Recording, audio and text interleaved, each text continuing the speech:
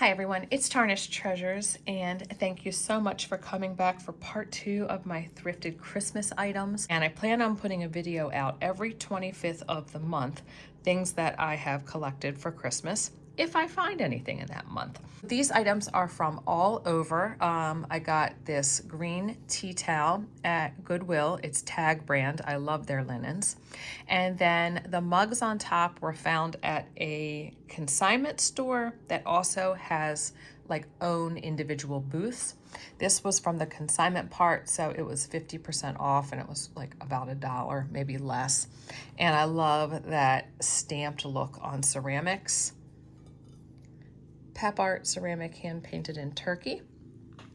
And this one was found at an individual booth. I really liked the design on it. I'm always drawn to the pudding, and that is a William Sonoma from 2011. At another booth there, I also found this towel that is probably vintage William Sonoma. The tags are still similar, yet that looks just a tad older, made in Portugal. A white tea towel with no stains on it, and then this beautiful band of embroidery. Like this was not cheap back in the day. And when I say back in the day, I have no clue. It could be from last year, but I think it's probably a tad older. Before I get back to the haul, I just wanted to say, if you haven't subscribed yet, please consider. It's free. All you have to do is hit that button. And I post lots of thrifting hauls. I love to find these beautiful things on a budget to decorate my house and to use and to create art with. I also have a membership option, and there you have access to my family recipes, daily vlogs, my home life. Sometimes I share at work, my art, my decorating. I would love to have you here. I started YouTube close to 13 years ago, and it was to find like-minded people who enjoy having a beautiful life on a budget and just enjoy the pastime of thrifting and reusing things. I'm on Instagram at tarnished_treasures as well. And if you ever wanted to collaborate on a video together, send me an email. I'll have the information in the description box. So I did find this little chintz divided plate tray. It's got some great crazing and staining. It's marked made in Japan. And how I envision using this for Christmas is I have this book by Lynette Jensen. She has the Thimbleberries line of like quilting fabric. And I just love this front cover because it's a mix of the mid-century, the warm glow of the lights, that's probably a mid-century tree, natural crafted pieces, and some transferware. So it is a nice mix. And I thought you could take this same thing, put a beautiful runner down on your table, put this here, and you could put some jingle bells. I have these plastic reindeer. You've got the transferware already in the platter, a few more things, and it would just be such a warm, cozy touch. I found this book on eBay for probably $5, and my mother-in-law had introduced me to it. I've also found other Thimbleberries books at Ollie's, and you can find fabulous books with great photography there for so inexpensive. So here's just a little closer look. So I've gotten a lot of decor ideas from this book, and it's the stuff that I collect already. So just seeing different ways that someone who's probably a little bit more rustic than my decor decorates, and then I think that just adds a little bit more variety. And it's so nice to see new ideas. She's got dried hydrangea, toys, not even Christmas, with these wooden candles, ornaments. Yeah, it looks like a lot of tin toys. Very cool ideas.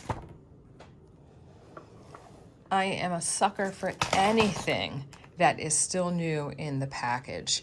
And I found these for $12. It's 9 spun cotton package toppers with the original shiny bright package. And that's so cool because it lets you know like who made this, when they were made, how could you originally get your hands on them. So it would have been like a whole variety pack.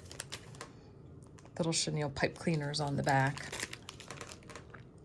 At that same little booth, this was at a store that is a consignment store, and they have individual vendor booths. I found these cardboard pieces, reflectors turned into little ornaments, for $3, and this made in Japan wooden nodder for $5. And I always love to combine my treasures, so something like that could work nicely. And then right here with a piece of heavy paper, or even in his arms, you could put someone's name, and that would be great at Christmas as, what are they called, place settings? You're like the little name tag that tells somebody where they sit. And then you could have a nice eclectic collection of them, some of those little pine cone gnomes. At another thrift store, I found on a 50% off day after Christmas clearance, this Christmas ornament. This is from the museum store, but it was with this Kirksteve bag that I've never seen in red. And I thought that was perfect for Christmas storage, maybe keep something from tarnishing, you know, as bad. And it came with the ornament. This might have been like $3.50 or something like that, but I really liked that design. I thought it was classy. Something like that. You could put fabric underneath or felt and turn it into a coaster. Or again, it could just be a really neat base for an assemblage. And if you use hot glue, which is kind of temporary, that would peel off so easily if you ever changed your mind. Or my favorite glue is the Aleene's, the Ultimate, and that is a flexible glue, very strong hold, but if you wanted to remove it, especially from something smooth like metal, no problem, zero damage, and the piece can just go back to being how it was. At that store, I also got this paper ornament decoration, originally from Papyrus, and I paid $1 for it, and I love the little details.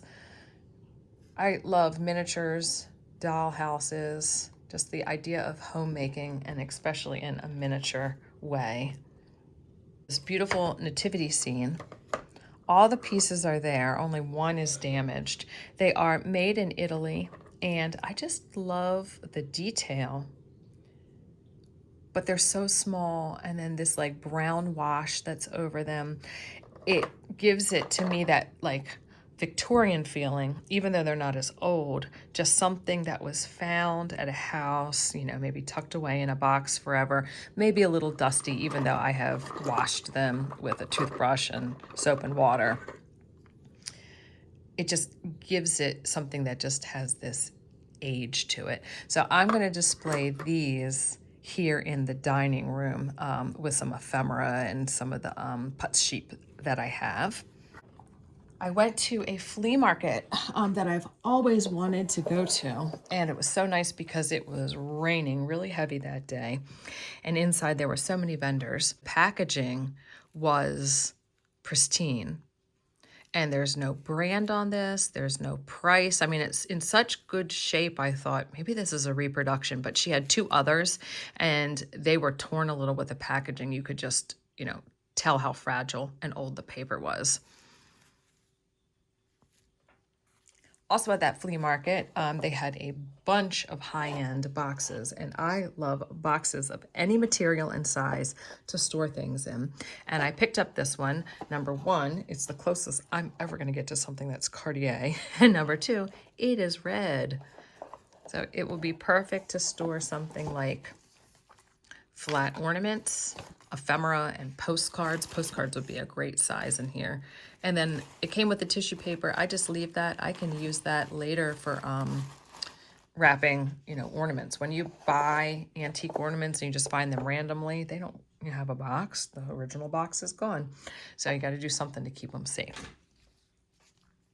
So back to the thrift store where everything was 50% off, I found this. Now this wasn't 50% off because it's not really Christmas, but it's got a mention to Christmas that just makes it so cool. And it was only $3. To Louise Kimball, December 25th, 1917, Merry Christmas. So this is something that if I display it, I will obviously open it so you can see the part that I, like. You can put something that's a little bit bigger right in front of it to help keep it open. Or sometimes things like this, I just have them as part of my collection, but I don't always pull them out. This was a gift from my mom. We were shopping together. It was marked as a Hollywood Regency Christmas tree. It definitely has an older cord, mid-century. It's all glass, and as we were carrying it up to pay for it and put it in the car, everyone was complimenting it. It's just so beautiful. So I hope you enjoyed part 2. Please consider subscribing, liking, commenting, reaching out for a collaboration. I would just love it. It can make the winter months a lot of fun to just have those nice connections. And I will see all of you in another video. Bye.